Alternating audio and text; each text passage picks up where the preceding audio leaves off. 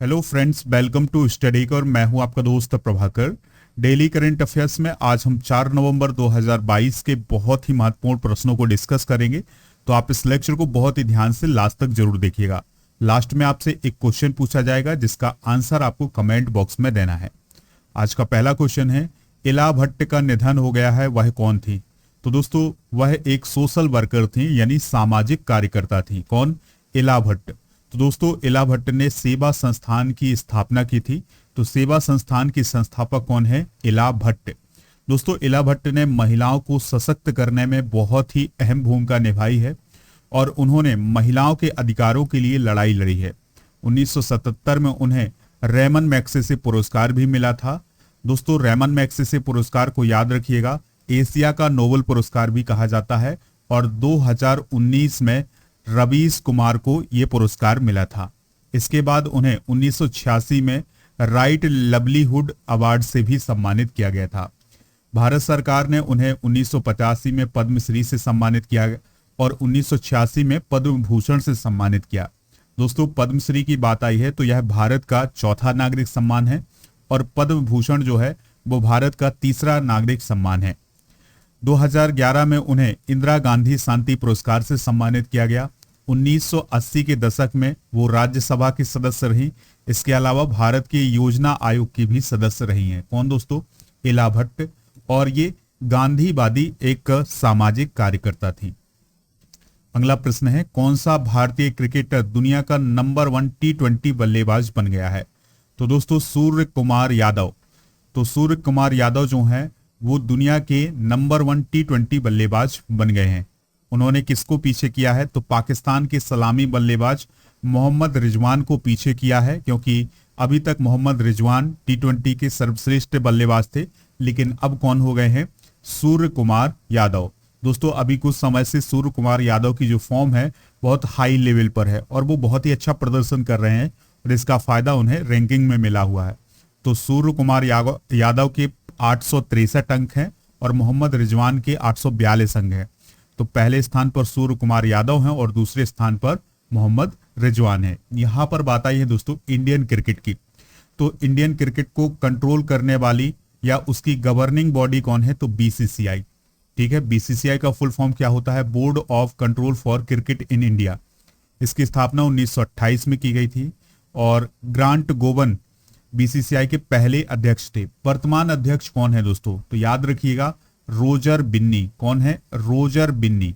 ठीक है, तो इनका जरूर आप नाम याद रखिएगा कि रोजर बिन्नी जो है अब वो बीसीसीआई के नए अध्यक्ष बन गए हैं। बीसीसीआई का मुख्यालय कहाँ है? मुंबई, महाराष्ट्र में है। इसके सचिव कौन है? जय शाह हैं। उपाध्यक्ष कौन है? राजीव शुक्ला हैं। कोषाध्यक्ष कौन बने हैं? अभी आशीष सेलार बने हैं। संयुक्त सचिव कौन बने हैं? देवजीत सैकिया बने हैं। आईपीएल के नए अध्यक्ष कौन बने हैं? अरुण धूमल बने हैं। ठीक है, तो बीसीसीआई के अध्यक्ष कौन है? रोजर बिन्नी है। बहुत ही इंपॉर्टेंट पॉइंट है। अगला प्रश्न है, राष्ट्रीय आदिवासी नृत्य महोत्सव के तीसरे संस्करण का उद्घाटन किस राज्य में किया गया? तो दोस्तों, राष्ट्रीय आदिवासी नृत्य महोत्सव जो है वो छत्तीसगढ़ में आयोजित किया गया है और यह इसका तीसरा संस्करण था। 1 नवंबर से 3 नवंबर तक इसका आयोजन किया गया है। 1 नवंबर को जब छत्तीसगढ़ का स्थापना दिवस होता है तो उस दिन से इसकी शुरुआत हुई थी। दोस्तों, 1 नवंबर को 7 राज्यों का स्थापना दिवस होता है। याद रखिएगा कौन कौन से राज्य हैं। एक है एमपी, दूसरा है छत्तीसगढ़, इसके अलावा पंजाब और हरियाणा, केरल, कर्नाटक और दोस्तों एक और राज्य है आंध्र प्रदेश। तो इन सभी राज्यों का जो स्थापना दिवस है वो 1 नवंबर को होता है। तो इस साल दोस्तों 1 नवंबर से 3 नवंबर तक राष्ट्रीय आदिवासी नृत्य महोत्सव कहाँ आयोजित किया गया है? छत्तीसगढ़ में आयोजित किया गया है और छत्तीसगढ़ की राजधानी क्या है? रायपुर। तो वहीं पर इसका आयोजन किया गया है। इस नृत्य महोत्सव में भारत के अलावा मोजाम्बिक, मंगोलिया, टोंगो, रूस, इंडोनेशिया, मालदीव, सर्बिया, न्यूजीलैंड और इजिप्ट सहित 10 देशों के 1500 से अधिक आदिवासी कलाकार शामिल हुए थे। ठीक है, और छत्तीसगढ़ की बात करें तो छत्तीसगढ़ का गठन कब हुआ था? तो 1 नवंबर सन 2000 को हुआ था। किस राज्य से अलग हुआ था छत्तीसगढ़? मध्य प्रदेश से अलग हुआ था। और दोस्तों, जब ये मध्य प्रदेश से अलग हुआ था तब उस समय यह भारत का 26वां राज्य बना था। ठीक है, और अगर हम क्षेत्रफल की दृष्टि से बात करें छत्तीसगढ़ की, तो यह क्षेत्रफल की दृष्टि से 10वां सबसे बड़ा राज्य है। चावल के उत्पादन के कारण इसे धान का कटोरा भी कहा जाता है। किसको दोस्तों? छत्तीसगढ़ को। छत्तीसगढ़ के मुख्यमंत्री कौन है? तो याद रखिएगा भूपेश बघेल। और गवर्नर कौन है? अनुसुईया उइके। और मितान योजना किस राज्य से रिलेटेड है? तो अब याद रखना है ये छत्तीसगढ़ से रिलेटेड है। तो ये कुछ इंपॉर्टेंट जानकारी है छत्तीसगढ़ से रिलेटेड। अगला प्रश्न है पूर्वोत्तर का पहला मछली संग्रहालय किस राज्य में स्थापित किया जाएगा? तो पूर्वोत्तर का पहला मछली संग्रहालय जो है या फिश म्यूजियम, ये कहां पर स्थापित किया जाएगा? अरुणाचल प्रदेश में। तो दोस्तों अरुणाचल प्रदेश के जो मत्स्य मंत्री हैं तागे तकी, तो उन्होंने ये घोषणा की है कि पूर्वोत्तर में भारत का पहला फिश म्यूजियम जल्द ही अरुणाचल प्रदेश में बनाया जाएगा। और फिश म्यूजियम भारत के पहले एक्वा पार्क का एक पार्ट होगा जिसे केंद्र सरकार की मंजूरी दी गई है। तो एक्वा पार्क भी अभी वहीं पर स्थापित किया जाएगा अरुणाचल प्रदेश में, और उसी का एक पार्ट होगा कौन? मछली संग्रहालय। दोस्तों पार्क अरुणाचल प्रदेश के निचरे सुमनसिरी जिले के तारिन जीरो में स्थापित किया जाएगा। तो अब जहां पर ये एक्वा पार्क स्थापित होगा वहीं पर मछली म्यूजियम बनाया जाना है। तो इसको आप नोट कर लीजिएगा कि पूर्वोत्तर भारत का पहला संग्रहालय कहां पर स्थापित किया जाएगा मछली के लिए? तो वो किया जाएगा अरुणाचल प्रदेश में। अरुणाचल प्रदेश के सीएम याद रखिए कौन है? पेमा खांडू है। कौन है दोस्तों? पेमा खांडू। और गवर्नर कौन है? गवर्नर भी याद रखिएगा बीडी मिश्रा है। कौन है? बीडी मिश्रा। ठीक है। अगला प्रश्न है उत्तर भारत के पहले डाटा सेंटर का उद्घाटन कहां किया गया है? तो यह ग्रेटर नोएडा में किया गया है। किसने इसका उद्घाटन किया है? योगी आदित्यनाथ ने। दोस्तों इस डाटा सेंटर का नाम क्या है? Yotta D1। क्या नाम है? Yotta D1। और दोस्तों ग्रेटर नोएडा में नॉलेज पार्क 5 में हीरा नंदानी ग्रुप के द्वारा इस डाटा सेंटर को बनाया गया है। और इस डाटा सेंटर की क्षमता कितनी है? 250 मेगावाट। और इसकी लागत कितनी है? 1500 करोड़ रुपए। और यह कितने क्षेत्र में बना है? 3 लाख वर्ग मीटर क्षेत्र में बना है। दोस्तों उत्तर प्रदेश का पहला बायोटेक पार्क कहां पर है? तो ये है लखनऊ में। ठीक है। तो ये लखनऊ में स्थापित किया गया है बायोटेक पार्क। डाटा सेंटर कहां पर? ग्रेटर नोएडा में। और बायोटेक पार्क कहां? लखनऊ में। देखिए आज हम दोस्तों रिवीजन कर रहे हैं ब्रांड एम्बेसडर। तो Uttar Pradesh one district one product योजना की जो ब्रांड एम्बेसडर है वो कौन है? कंगना रनौत हैं। एनबीए के brand ambassador Ranveer Singh. Fino payment bank के Pankaj Advani. Tata AIA life insurance के नीरज चोपड़ा। उत्तराखंड के ब्रांड एम्बेसडर ऋषभ पंत। और कौन है दोस्तों? अक्षय कुमार भी हैं, याद रखिएगा। अरुणाचल प्रदेश के brand ambassador Sanjay Dutt. Equitas small finance bank के रानी रामपाल और स्मृति मंधाना। देश के मेंटर अभियान के सोनू सूद। देश के मेंटर अभियान किस राज्य से संबंधित है? याद रखना है दिल्ली से संबंधित है। केरल पर्यटन के कौन है? PR श्रीजेश। PR श्रीजेश कौन है? हॉकी खिलाड़ी हैं। एमबे इंडिया के ब्रांड एम्बेसडर अमिताभ बच्चन और मीराबाई चानू है। दोस्तों अगर आपको इस लेक्चर का PDF चाहिए तो PDF मिलेगा हमारे ऐप पर। ऐप का लिंक आपको डिस्क्रिप्शन में दिया गया है, तो वहां से आप डाउनलोड कर लें। और दोस्तों डाउनलोड करने के बाद आप स्टडी मटेरियल पर जाएंगे तो आपको PDF मिल जाएगा। अगर आपको ये लेक्चर पसंद आ रहा है तो आप इसे लाइक करें और शेयर करें सभी दोस्तों को सभी सोशल मीडिया प्लेटफॉर्म पर। अगला प्रश्न है हाल ही में चर्चा में रहा होलोंगी ग्रीनफील्ड हवाई अड्डा किस राज्य में स्थित है? तो जो होलोंगी ग्रीनफील्ड हवाई अड्डा है ये अरुणाचल प्रदेश में स्थित है। अब ये चर्चा में क्यों रहा है? क्योंकि दोस्तों इस होलोंगी ग्रीनफील्ड हवाई अड्डे का नाम बदल करके डोनी पोलो हवाई अड्डा कर दिया है। क्या कर दिया है? डोनी पोलो हवाई अड्डा। ठीक है। और दोस्तों यहां पर जो नाम है डोनी पोलो, तो डोनी का अर्थ होता है सूर्य और पोलो का अर्थ होता है चंद्रमा।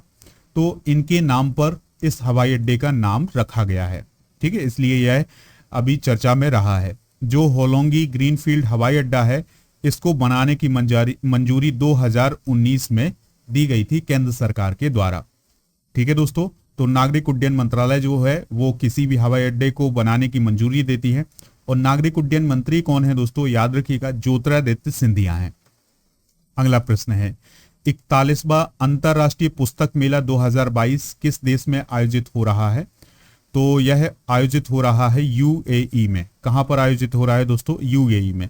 तो संयुक्त अरब अमीरात यानी यूनाइटेड अरब अमीरात के शारजाह में। कौन से स्थान पर दोस्तों? शारजाह में 41वां अंतर्राष्ट्रीय पुस्तक मेला शुरू हो रहा है। इसका विषय क्या है? Spread the world. विषय जरूर याद रखिएगा, क्या है? Spread the world. तो दोस्तों वर्ल्ड बुक फेयर 2022 यूएई की शारजाह में आयोजित हो रहा है।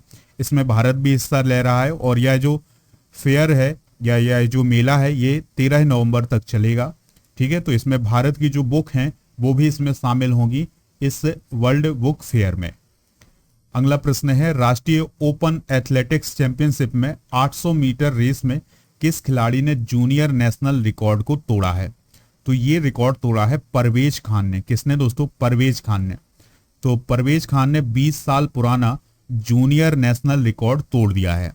तो उन्होंने 800 मीटर जो रेस है उसको 1 मिनट 47.96 सेकेंड में पूरा किया है, जो कि अब एक नया नेशनल रिकॉर्ड बन गया है। दोस्तों राष्ट्रीय ओपन अंडर 23 एथलेटिक्स चैंपियनशिप का आयोजन बिलासपुर छत्तीसगढ़ में 29 से 31 अक्टूबर तक किया गया था। ठीक है, अगर हम बात करें परवेज खान की तो दोस्तों यह मध्य प्रदेश के निवासी हैं और जो राष्ट्रीय ओपन एथलेटिक्स चैंपियनशिप हुई है 2022 की, तो इसमें तमिलनाडु और मध्य प्रदेश ने सबसे ज्यादा 6 गोल्ड मेडल जीते हैं। तो ये पॉइंट आप नोट कर सकते हैं। अगला प्रश्न है, चुनाव आयोग ने 2 दिवसीय international conference on roll framework and capacity of election management bodies की मेजबानी कहां पर की है? तो ये मेजबानी की है कहां पर? नई दिल्ली में। कहां पर दोस्तों? नई दिल्ली में। तो चुनाव आयोग ने नई दिल्ली में 31 अक्टूबर से 1 नवंबर तक 2 दिवसीय international conference on roll framework and capacity of election management body की मेजबानी की है। ठीक है, इस कॉन्फ्रेंस का आयोजन भारत के चुनाव आयोग के द्वारा नई दिल्ली में चुनाव अखंडता पर चुनाव आयोग के नेतृत्व में किया गया है। दोस्तों यहां पर बात आई है चुनाव आयोग की, तो दोस्तों इसे हम इलेक्शन कमीशन ऑफ इंडिया या भारत निर्वाचन आयोग के नाम से जानते हैं। इसकी स्थापना 25 जनवरी 1950 को की गई थी और यह एक स्वायत्त संस्था है और यानी इस पर किसी का नियंत्रण नहीं है, ये स्वायत्त संस्था है। मुख्य चुनाव आयुक्त के अलावा इसमें 2 अन्य चुनाव आयुक्त होते हैं और दोस्तों जो चुनाव आयुक्त होता है या मुख्य चुनाव आयुक्त होता है उसका कार्यकाल 6 वर्ष का होता है या 65 साल की आयु अगर उसकी हो जाती है तो उसके बाद वो रिटायर्ड हो जाएगा। वर्तमान में मुख्य निर्वाचन आयुक्त या चुनाव आयुक्त कौन है? राजीव कुमार हैं। इसके अलावा निर्वाचन आयुक्त जो है वो हैं अनूप चंद्र पांडे। अगला प्रश्न है, Delhi university celebrating 100 glorious years के लेखक का नाम क्या है? तो दोस्तों केंद्रीय मंत्री हैं हरदीप सिंह पुरी, तो उनके द्वारा इस पुस्तक को लिखा गया है। क्या नाम है इस पुस्तक का? Delhi university celebrating 100 glorious years. तो उसके लेखक हैं हरदीप सिंह पुरी। तो इसका हाल ही में विमोचन किया गया है और इसकी जो प्रस्तावना है यानी इस बुक का जो इंट्रोडक्शन है वो किसने लिखा है? अमिताभ बच्चन ने लिखा है। इस बुक को रूपा पब्लिकेशन के द्वारा प्रकाशित किया गया है और इस पुस्तक में जो यूनिवर्सिटी है या दिल्ली यूनिवर्सिटी है उसके सबसे प्रतिष्ठित पूर्व छात्रों और 15 फैकल्टी के योगदान को बताया गया है इसमें। यानी कि इस बुक में जो दिल्ली यूनिवर्सिटी के पूर्व छात्र रहे हैं और 15 फैकल्टी, तो उनका क्या योगदान रहा है दिल्ली यूनिवर्सिटी में, तो इस पुस्तक में ये सब बताया गया है। बात आई है दिल्ली यूनिवर्सिटी के, तो इसके वाइस चांसलर कौन है दोस्तों? योगेश सिंह हैं। अगला प्रश्न है, अंतरराष्ट्रीय निशानेबाजी खेल महासंघ यानी ISSF rifle pistol world championship Cairo में भारत ने कितने मेडल जीते हैं? तो दोस्तों जो अभी हाल ही में ISSF राइफल या पिस्टल वर्ल्ड चैंपियनशिप हुई है मिस्र की राजधानी काहिरा में, तो उसमें भारत ने कितने मेडल जीते हैं? तो आंसर है इसका 34 मेडल जीते हैं। कितने मेडल दोस्तों? 34 मेडल जीते हैं, जिसमें से 12 गोल्ड मेडल हैं, 9 सिल्वर मेडल हैं और 13 ब्रॉन्ज मेडल हैं। इससे पहले ISSF विश्व कप का आयोजन काहिरा में 26 फरवरी से 8 मार्च तक किया गया था। अभी किया गया है, इससे पहले 26 फरवरी से 8 मार्च तक भी किया गया था, जिसमें भारत ने सबसे ज्यादा 4 गोल्ड, 2 सिल्वर और 1 ब्रॉन्ज मेडल जीता था। दोस्तों बात आई है यहाँ पर ISSF की, तो इसका फुल फॉर्म होता है इंटरनेशनल शूटिंग स्पोर्ट फेडरेशन। इसकी स्थापना 1907 में की गई थी। इसका मुख्यालय है म्यूनिख, जर्मनी में। प्रेसिडेंट कौन है? व्लादिमीर लेसिन है। अगला प्रश्न है, रूस और बेलारूस के बाद अब किस देश को नोबेल पुरस्कार समारोह से बाहर कर दिया गया है? तो इसका आंसर है ईरान को। किसे दोस्तों? ईरान को।